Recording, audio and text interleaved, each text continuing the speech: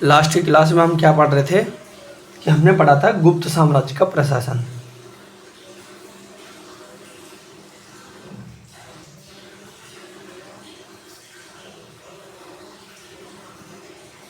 गुप्त साम्राज्य का प्रशासन हमने देख लिया था इसमें, ठीक है।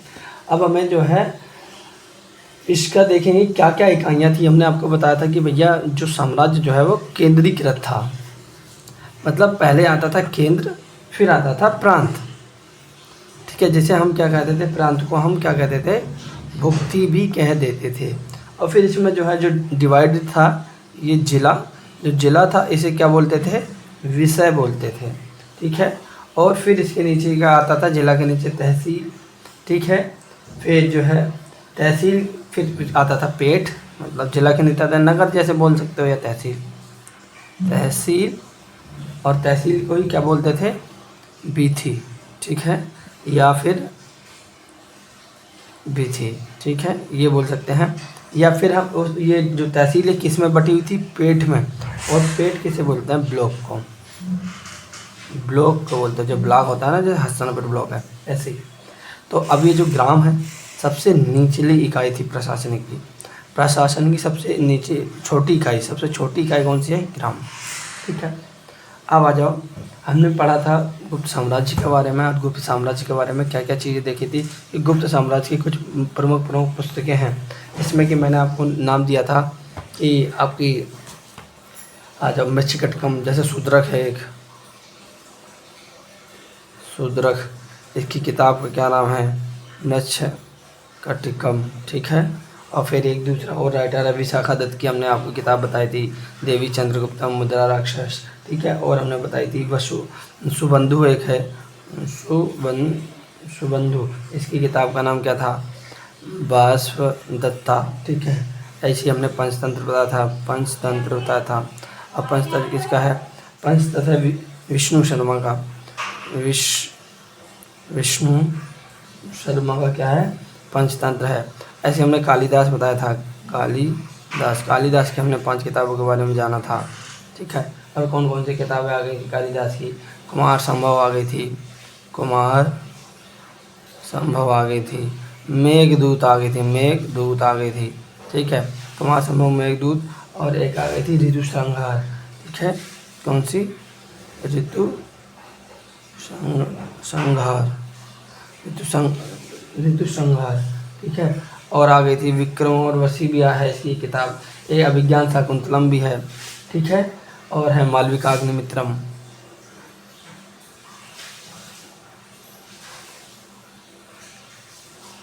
मालविकाग्निमित्रम, ठीक है। और एक है अभिज्ञान शाकुंतलम, अभिज्ञान शाकुंतलम, ठीक है।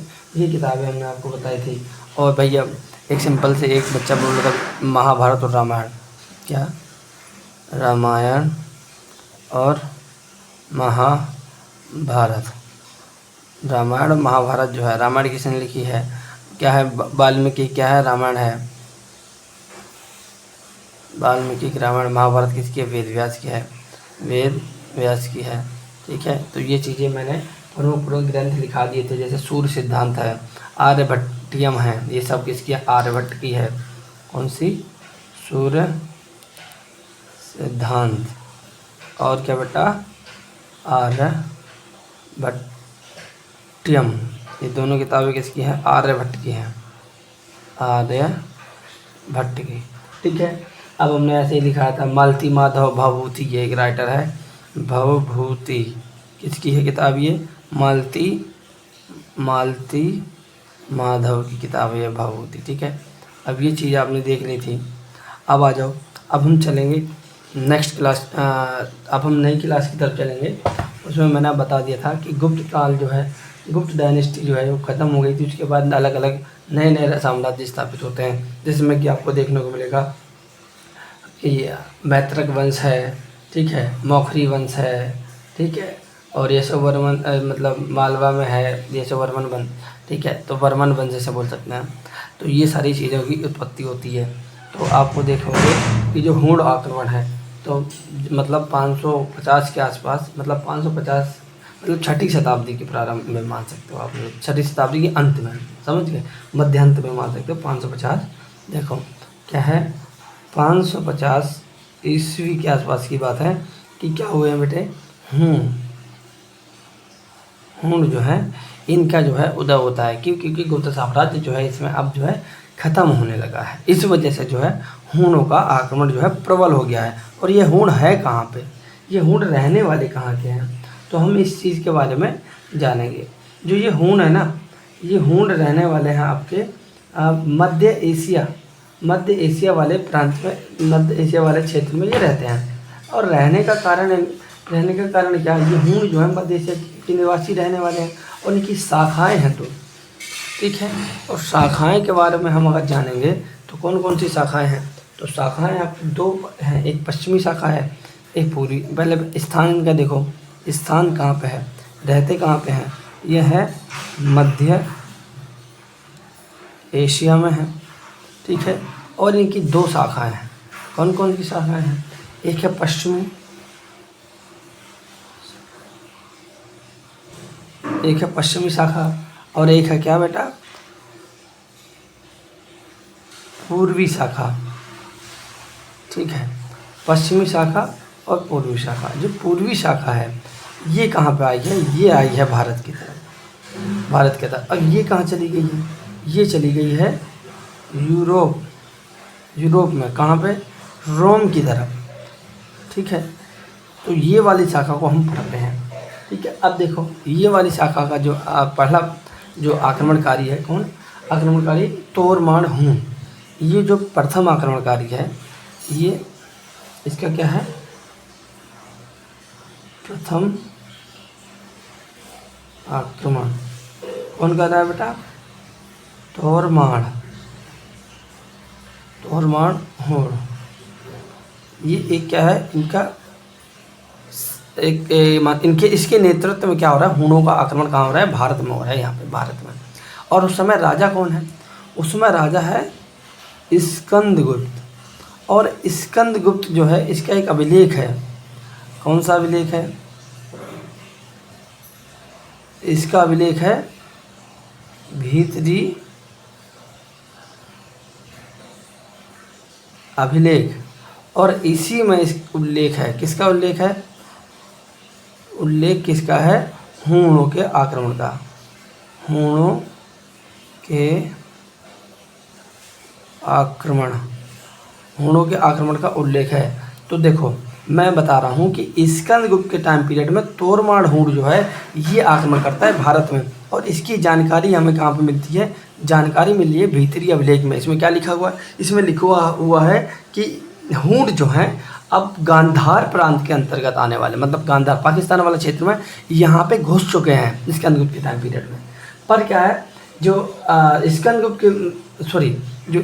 के टाइम पीरियड में है, यहाँ पे गांधार तक आ चुके हैं पर इन पर कब्जा नहीं पाए हैं, ठीक है, कब्जा नहीं पाए हैं। ये जो तोरमाण हूण है, तोरमाण ये स्कंदगुप्त के बाद आक्रमण करता है।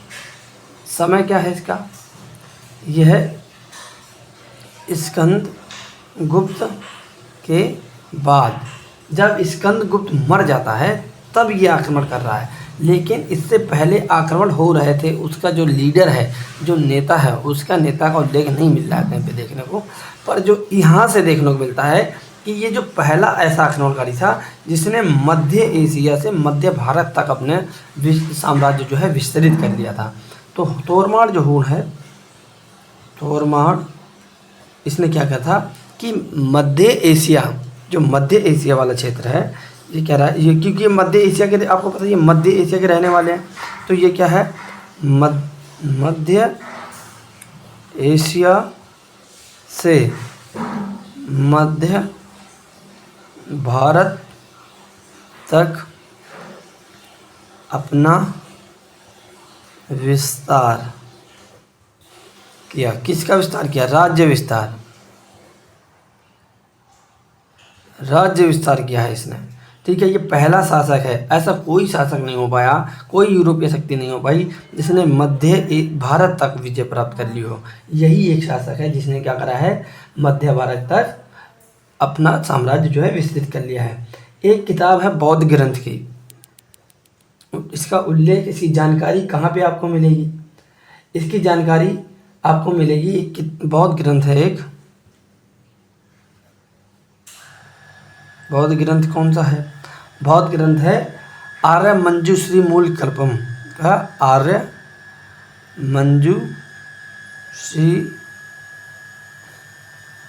मंजूश्री मूल कल्पम, ये पूरी किताब का नाम है। और ये किससे संबंधित है? बौद्ध धर्म के महायान शाखा, किससे?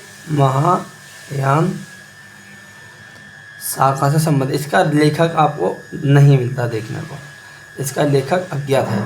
आर्यश्री मूल कल्पम जो एक किताब है वो महायान शाखा से संबंधित है, और वो किसकी किताब है? बौद्ध ग्रंथ की किताब है।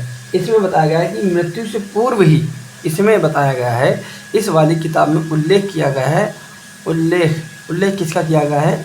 इसमें उल्लेख मिहिर कुल का किया गया है। इसका मिहिर कुल का उल्लेख है। और क्या उल्लेख है? ये इसमें बताया गया है कि जो तोरमाण है, तोरमाण हूण जो है, इसने क्या करा है? इसने तोरमाण हूण ने तोरमाण ही, हाँ तो मैं बता रहा था कि एक बौद्ध ग्रंथ किताब है आर्य मंजूश्री मूल कल्पम, उसमें उल्लेख मिलता है क्या इसका? उसमें उल्लेख मिलता है मिहिर कुल का। और क्या उल्लेख मिल रहा है? इसमें मिल रहा है कि तोरमाण हूण ने जो है, कि तोरमाण हूण ने अपनी मृत्यु से पहले अपना उत्तराधिकारी कैसे घोषित कर दिया था? मिहिर कुल को पहले क्या कर दिया था? उत्तराधिकारी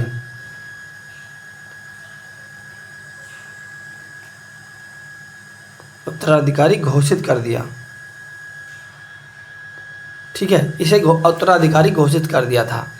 अब हमने हूण के बारे में जाना है कि भैया हूणों ने क्या क्या काम करा है। ये मध्य एशिया के रहने वाले हैं, पश्चिमी शाखा और पूर्वी शाखा में बटे हुए थे। जो पूर्वी शाखा है ये आपके भारत में आई, जो पश्चिमी शाखा है यूरोप रोम की तरफ चली गई।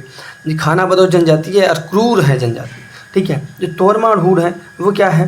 वो स्कंदगुप्त की मृत्यु के बाद तोरमाण हूण क्या करते हैं? प्रबल आक्रमण करते हैं। जब तक स्कंदगुप्त रहता है, स्कंदगुप्त का एक अभिलेख है भीतरी अभिलेख, तो फर्स्ट टाइम हूणों का आक्रमण है वो स्कंदगुप्त के टाइम पीरियड में हो रहा है। पर स्कंदगुप्त ने क्या है? हूणों को खदेड़ दिया। अब जब स्कंदगुप्त की मृत्यु हो गई है, इसकी मृत्यु के बाद तोरमाण हूण आक्रमण करता है। और ये क्या करता है? तोरमाण हूण मध्य एशिया के रहने वाला, आपको पता ही है। तो ये पहला शासक है, पहला यूरोपीय शासक है, या पहला विदेशी शासक ऐसा है कि जो मध्य एशिया से मध्य भारत तक अपना राज्य का विस्तार करता है। बहुत इंपॉर्टेंट। ठीक है, अब जो तोरमाण हूण है, तोरमाण क्या करता है? एक किताब है आर्य मंजूश्री मूल कल्पम, इसमें उसका उल्लेख मिलता है कि तोरमाण हूण जो है अपनी मृत्यु से पहले ही मिहिर कुल को अपना उत्तराधिकारी घोषित कर देता है। ये चीज़ आपको याद रखने वाला है। क्वेश्चन कैसे बनेगा? क्वेश्चन बनेगा कि जो आपका मिहिर कुल है, मिहिर कुल सिंहासन पर कब बैठता है? तोरमाण की मृत्यु के बाद, तोरमाण की मृत्यु से पहले, तोरमाण को हराने के बाद, या तोरमाण की मृत्यु करने के बाद। ऐसे एक ऑप्शन देगा आपको, तो आप बता दोगे कि तोरमाण ने अपने आप ही क्या कर दिया था? इसे अपना उत्तराधिकारी घोषित कर दिया था। ठीक है, तो ये चीज़ आप समझ पाए होगे अच्छे तरीके से। अब आगे बढ़ते हैं।